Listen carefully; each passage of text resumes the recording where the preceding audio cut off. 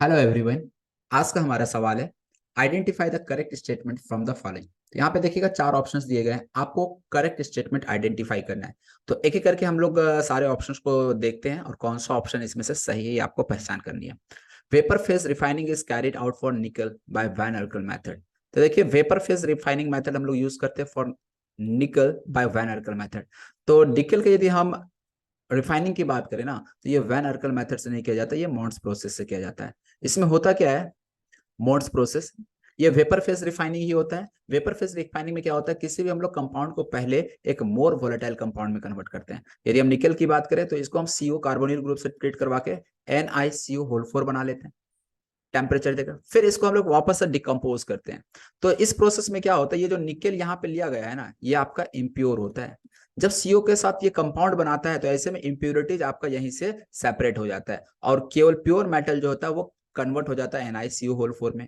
आपको तो चाहिए प्योर मेटल, तो फिर प्योर मेटल अगेन ऑब्टेन करने के लिए क्या करना होता है, फर्दर इसे हीट करना पड़ता है और ये आपका Na+4CO आपको दोबारा मिल जाता है। लेकिन ये वाला रिएक्शन में और इसमें दोनों में डिफरेंस है। यहाँ जो निकेल था वो इम्प्योर था, जबकि यहाँ पे जो निकेल आपको मिलने वाला है वो आपका प्योर निकल मिलने वाला है। तो इसलिए निकेल का रिफाइनिंग किया जाता है but not by van Arkel method, Mond's process. Van Arkel method हम लोग same method vapour phase refining में तो जिरकोनियम डाई टाइटेनियम के लिए यूज करते हैं, ठीक है ना, ZR या टाइटेनियम के लिए यूज किया जाता है van Arkel method.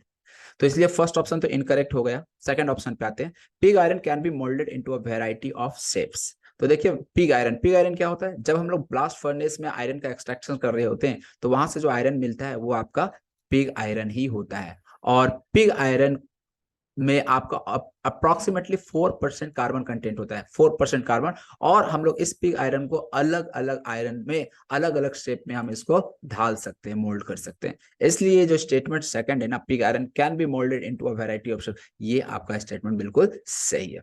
By the way हम थर्ड और फोर्थ को भी देखते हैं और क्या गलती है इसमें ये भी बात कर लेते हैं।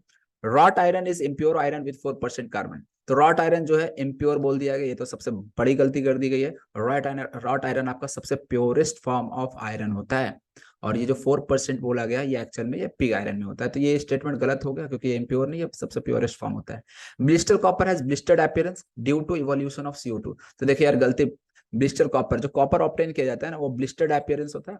ब्लिस्टर्ड अपीयरेंस का मतलब होता है कि उसमें आपके थोड़ा सा स्फेरिकल शेप्स के बबल्स टाइप के इसमें अपीयरेंस आ जाता है, जैसे चेहरे पे मुहासे आ जाते हैं ना, बड़े बड़े जो होते हैं फोड़े जिसको हम बोल सकते हैं। तो उस तरह का यहाँ पे भी आपका फोड़े टाइप का ब्लिस्टर्ड अपीयरेंस आ जाता। और ये आपका CO2 के एवोल्यूशन की वजह से नहीं होता, ये SO2 के एवोल्यूशन की वजह से होता है। तो इसलिए ये स्टेटमेंट पे आपका गलत हो गया। तो इसलिए इस सवाल का सही जवाब हो जाएगा ऑप्शन सेकंड। तो इस तरह से उम्मीद करता हूँ ये सवाल आपको समझ आई होगी। Thank you for watching video.